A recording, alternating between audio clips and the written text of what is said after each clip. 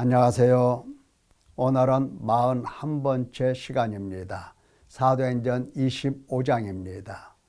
사도행전 25장은 새 총독이 부임하고 헤롯 왕이 새로 부임한 총독에게 문안차 내려옵니다.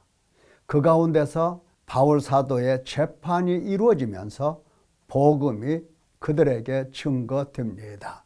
이러한 것을 볼 때 참으로 하나님의 역사는 신비하다 생각해 볼 수가 있습니다. 신비한 겁니다. 왜냐하면 바울 사도는 복음을 증거하기 위해서 목숨을 내놓은 사람이에요. 그러니까 그가 어디 가서든지 복음을 증거하도록 그의 발은 자유로워야 하는 겁니다. 그런데 지금 감옥에 갇혔죠. 2년 동안입니다. 그런데 하나님께서는 복음을 들을 사람들을 바울 앞으로 데리고 오십니다. 그게 바로 새로운 총독이고 그리고 아그리빠 왕입니다. 자, 내용 살펴봅시다.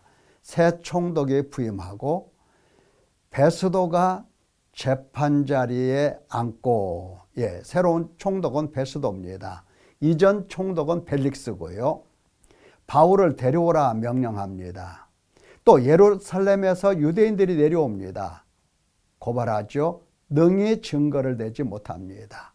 자, 그때 바울이 율법이나 성전이나 가이사에게 내가 도무지 죄를 범하지 아니하였노라 하면서 내가 가이사의 재판자리 앞에 섰으니 마땅히 거기서 신문을 받을 것이라 하면서 이와 같이 가이사에게 호소합니다. 이제 이 바울의 재판은 총독 손 아래서 벗어난 겁니다. 로마까지 가야 됩니다. 만일 내가 불의를 행하여 무슨 죽을 죄를 지었으면 죽기를 사양하지 아니할 것이나 만일 이 사람들이 나를 고발하는 것이 다 사실이 아니면 아무도 나를 그에게 내어줄 수 없나이다. 내가 가이사께 상소하노라.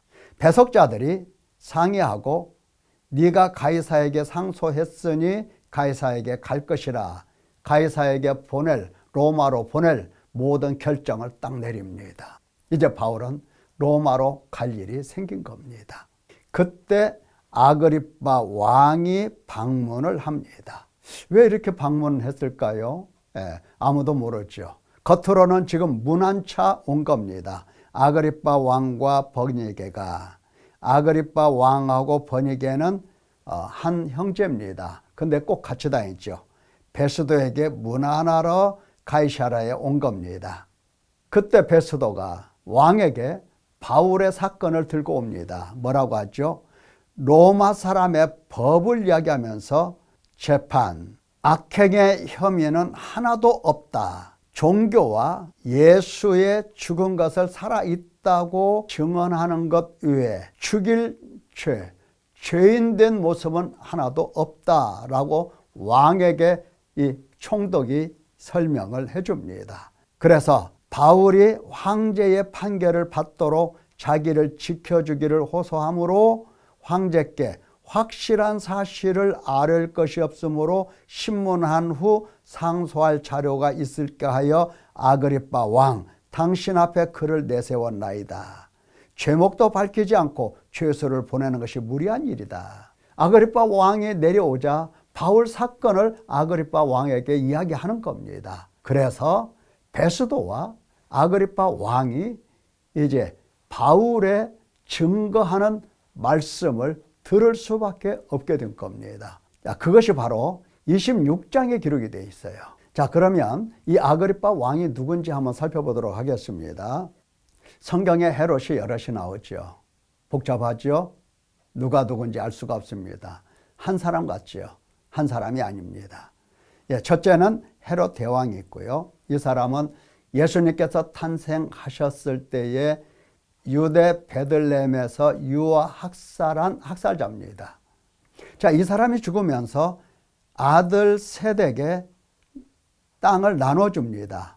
유대 지방에는 아켈라오, 그리고 이 갈릴리 지방에는 헤롯 안디바, 그리고 드라고니 지방에는 빌립이라고 하는 아들에게 땅을 나눠줍니다. 그런데 이 아들들이 복종을 하거나 변변치가 못했어요. 빌립은 거의 존재감이 없는 왕이었고요. 이 안디바라고 하는 사람은 정치적인 야망이 아주 강한 사람이었어요. 헤로디아, 사도행전에 보면은 그 딸이 춤을 추고 세례 요한의 목을 뱉던 사건이 있죠. 예, 헤로디아와 이 안디바는 결혼을 해서 정치적인 야망을 실현하려고 애를 썼습니다. 결국은 아켈라오가 귀향 갔던 고을지방, 프랑스 고을지방으로 이들도 함께 귀향을 갑니다. 그러니까 이 땅은 지금 왕이 없는 상태예요. 이때 로마에서 헤롯 아그리빠라고 하는 사람이 왕위를 받아가지고 요 유대 지방으로 내려옵니다. 물론 이 유대에는 총독이 있었고요. 요 지방을 다스리는 왕으로서 내려온 겁니다. 그런데 사도행전을 보면 충이 먹어서 죽었다 이런 기록이 있어요. 그 사람이 바로 헤롯 아그리빠 1세입니다. 이 사람이 죽고 이어서 아그리빠 2세가 이 땅을 이제 물려받게 됩니다. 바로 이 아그리빠가 가이사랴에 온 겁니다. 그래서 복음을 듣게 되는 거죠. 자, 우리는 이 15장에서 복음을 누가 들어야 하는가? 하나님은 복음 들을 사람을 미리 딱 정해놓으시고 복음 들을 수 있는 환경 다 조성하시고 복음 들을 수 있는 그곳으로 불러내십니다. 사랑하는 성도 여러분, 여러분은 하나님의 복음을 듣는 사람들입니다. 이것은 하나님께서 여러분을 복음을 들을 수 있는 환경으로 불러내신 거예요. 그래서 복음을 듣게 하신 겁니다. 하나님의 이 놀라운 신비를 여러분들이 잘 헤아릴 수 있으면 좋겠습니다. 아무나 들을 수 있는 게 아니에요. 모든 사람이 다 듣는 것 같지만 그렇지가 않아요. 하나님은 하나님의 복음을 들을 사람을 딱 정해놓으시고 그를 복음 들을 수 있는 환경으로 데리고 오시는 겁니다. 듣고 뭐라고? 하나님 앞에 나와서 회개하라고, 참믿음을 가지라고 이와 같은 환경을 조성해 주십니다. 나를 복음 들을 수 있는 환경으로 데려오신 하나님을 노래하고 감사하고 찬양할 수 있어야 하겠습니다. 오늘은 여기까지 하겠습니다.